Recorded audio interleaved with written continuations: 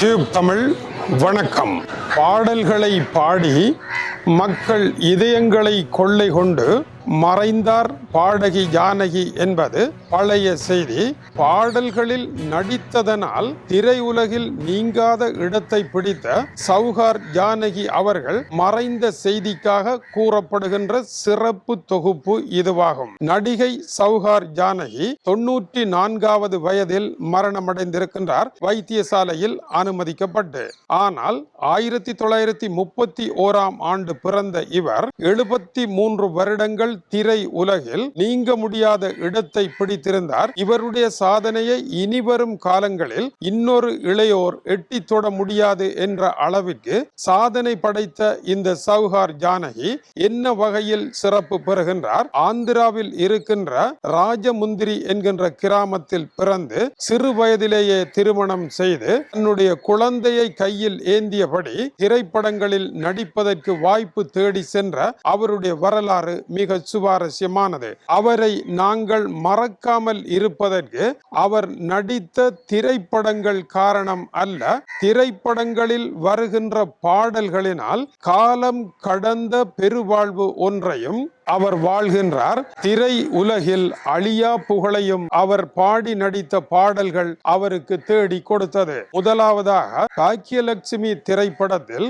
Gemini Ganesan, Sowcar Janaki, EV Saroja போன்றவர்கள் நடித்த இந்த திரைப்படத்தில் மாலை பொழுதின் மயக்கத்திலே கனவு கண்டேன் தோழி என்கின்ற எவர் கிரீன் பாடல் இன்று வரை அழிக்க முடியாத பாடலாக இருக்கின்றது. தமிழ் திரையுலக பாடல்கள் இருக்கும் காலம் வரை இந்த பாடலை வீழ்த்தி இன்னொரு பாடல் வர முடியாது என்று கூறக்கூடிய அளவிற்கு காலம் கடந்த பெருமையுடன் இந்த பாடல் நிற்கின்றது.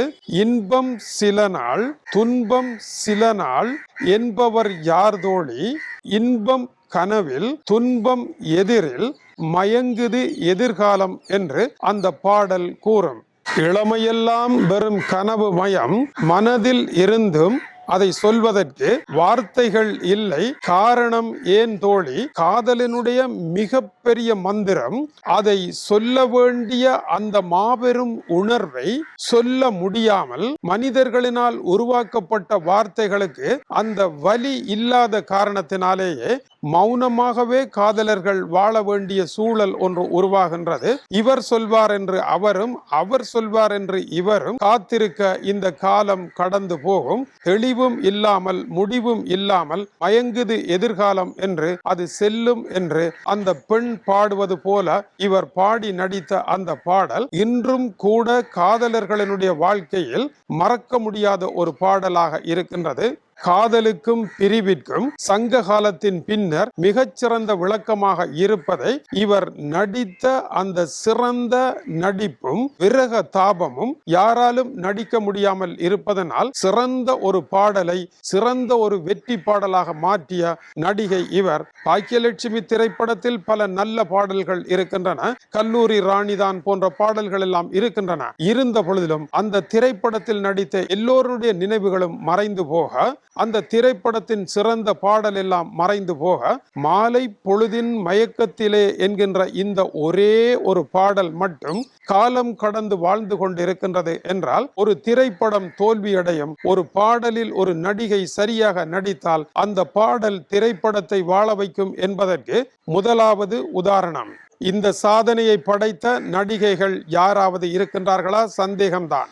இரண்டாவது, படிக்காத மேதை திரைப்படத்தில் படித்ததினால் அறிவு பெற்றோர் 1000 உண்டு, பாடம் படிக்காத மேதைகளும் பாரினில் உண்டு என்று அவர் நடித்த அந்த காட்சி இன்றும் மனதை விட்டு நீங்காது.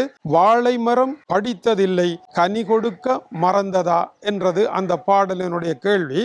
அதுபோல கொடுப்பதற்கும் சிரிப்பதற்கும் படிப்பு வேண்டுமா என்று படிக்காத தன்னுடைய கணவன் படித்தவர்களினால் அவமதிக்கப்படுகின்ற பொழுது படிக்காத மேதைக்கு மனைவியாக இருந்து புத்தி சொல்லுகின்ற ஒரு பெண்ணின் பாத்திரம் அவனை வாழ வைக்கின்றது, ஒரு மேதையாக உருவாக்குகின்றது. எனவே ஒரு கணவனுக்கு சரியான ஒரு மனைவி இருந்தால் அவனை உற்சாகப்படுத்தி படிப்பு இருந்தாலும் படிப்பு இல்லாவிட்டாலும் மேதையாக மாற்ற முடியும் என்பதை தன்னுடைய நடிப்பினால் பெண்களுக்கு உணர்த்திய ஒரு பெரும் பாத்திரத்தை படிக்காத மேதையில் வகித்தவர் சௌகார் ஜானகிதான். இன்றும் மறக்க முடியாத ஒரு காட்சி.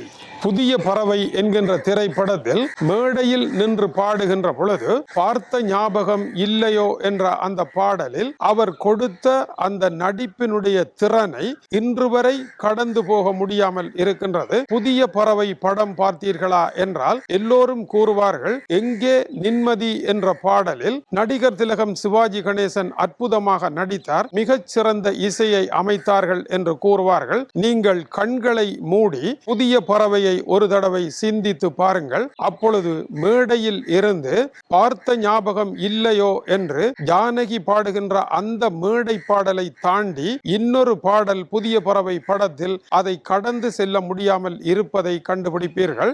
அப்படி கடந்து செல்ல முடியாமல் இருப்பதற்கான காரணம் என்ன? இந்த நடிகையினுடைய ஆற்றல் தான். அவர்தான் சௌஹார் ஜானகி. ஆந்திர நடிகர் NT ராமராவுடன் சௌஹார் என்கின்ற ஒரு படத்தில் நடித்ததனால் இவருக்கு ஜானகிக்கு முன்னால் சௌஹார் ஜானகி என்ற பெயர் வந்தது.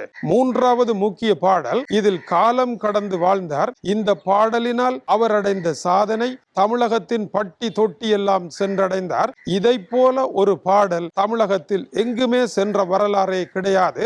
ஆண்டவனே உன் பாதங்களை நான் கண்ணீரில் நீராட்டினேன், இந்த ஓருயிரை நீ வாழ வைக்க உன்னிடம் கையேந்தினேன். மக்கள் திலகம் எம்ஜிஆர் நடித்த 100வது திரைப்படமாகிய ஒளி விளக்கில் இந்த பாடலை MG ராமச்சந்திரன் மரண படுக்கையில் இருந்த பொழுது இவர் பாடுவதாக இந்த காட்சி வருகின்றது. மேகங்கள் கண்கலங்கும், மின்னல் வந்து துடி துடிக்கும், வானகமே உருகாது, வள்ளல் முகம் காணாமல் உன்னுடனே வருகின்றேன், என் உயிரை தருகின்றேன், மன்னனுயிர் போகாமல் இறைவா நீ ஆணையிடு என்று அந்த பாடலில் சௌஹார் ஜானகி ஒரு விதவை பெண்ணாக இருந்து நடித்த காட்சி.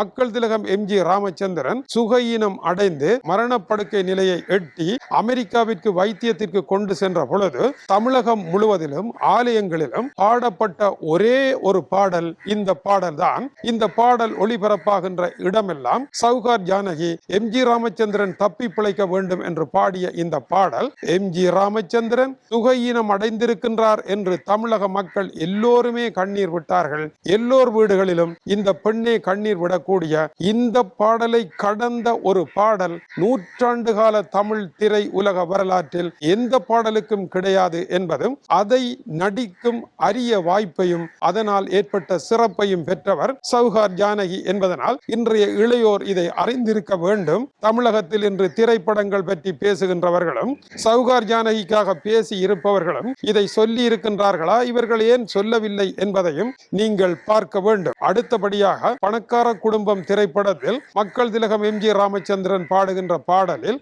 இவர் கணவனுக்கு எதிராக நாகரிகம் கொண்ட பெண்ணாக நடித்த பொழுது அதில் வருகின்ற துப்பாக்கி சமருக்கு முன்னதாக கண் போன போக்கிலே கால் போகலாமா, கால் போன போக்கிலே மனம் போகலாமா, பொய்யான சில பேருக்கு புது நாகரீகம், புரியாத சில பேருக்கு இது நாகரீகம், முறையாக வாழ்வோர்க்கு எது நாகரீகம், முன்னோர்கள் சொன்னார்கள் அது நாகரீகம் என்று அந்த பாடல் காலத்தை கடந்து முன்னோர்கள் சொன்னார்கள் அது நாகரிகம் என்ற பொழுது மகாத்மா காந்தி நடந்து செல்லுகின்ற படத்தை காட்டுவார்கள். அந்த இடத்தில் அந்த காட்சிக்கு பெருமை கொடுக்கக்கூடிய வகையில் சௌஹார் ஜானகி எதிர்நிலை நெகட்டிவ் கதாபாத்திரமாக நடித்தது மனங்களை கொள்ளை கொண்டு காலத்தை வென்று இன்று வரை வாழ்ந்து கொண்டிருக்கின்றது.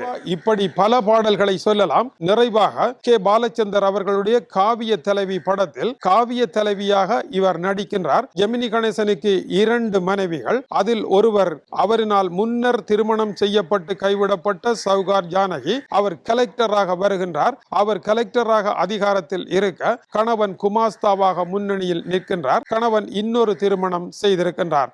ஆனால் இந்த கலெக்டர் தான் அவனுடைய முன்னைய மனைவி என்பது தெரிகின்றது. இந்த இடத்தில் கணவன் எழுந்து நிற்க மனைவியாக இருக்கின்றவள் எப்படி இருக்க முடியும் என்று ஒரு தடவை எழுந்து நின்று மறுபடியும் உட்கார்ந்து கொள்வார். அந்த திரைப்படம் மாபெரும் வெற்றி பெற்றது. காவிய தலைவி என்கின்ற பெயருடன் அவருடைய வாழ்க்கையில் உச்சத்தை தொட்டார். தமிழ் திரைப்பட வரலாற்றில் தோன்றிய புகழ் பெற்ற நடிகைகளில் திரைப்பட வரலாற்றையே ஒரு காவியமாக எடுப்போமாக இருந்தால் அந்த காவியத்தின் தலைவியாக இருப்பவர் சௌகார் ஜானகி என்ற கே. பாலச்சந்திரனுடைய தேர்வு மிக சரியானது. எனவே காவிய தலைவி சௌகார் ஜானகி அவர்களுடைய பிரிவை அஞ்சலித்து இலங்கை வடபுலம் யாழ்ப்பாணத்தில் இருந்து இலங்கையில் இருக்கின்ற பெண்களிடையே ஒரு சிந்தனை மாற்றத்தையும் சிந்தனை கேள்விகளையும் ஏற்படுத்தி ஒரு நாகரிகமான சமுதாயத்தை உருவாக்குவதற்கு பாடுபட்ட தமிழ் சினிமாவின் முக்கியமான கேரக்டர்களில் சௌகார் ஜானகி அவர்கள் இலங்கையில் இன்றும் போற்றப்படும் ஒரு பெண்ணாகவே இருக்கின்றார். இது டியூப் தமிழினுடைய சௌகார் ஜானகி அவர்களுடைய நினைவுகளுக்கான சிறப்பு சித்திரத்திற்காக கீசே துரை. வணக்கம் உறவுகளே.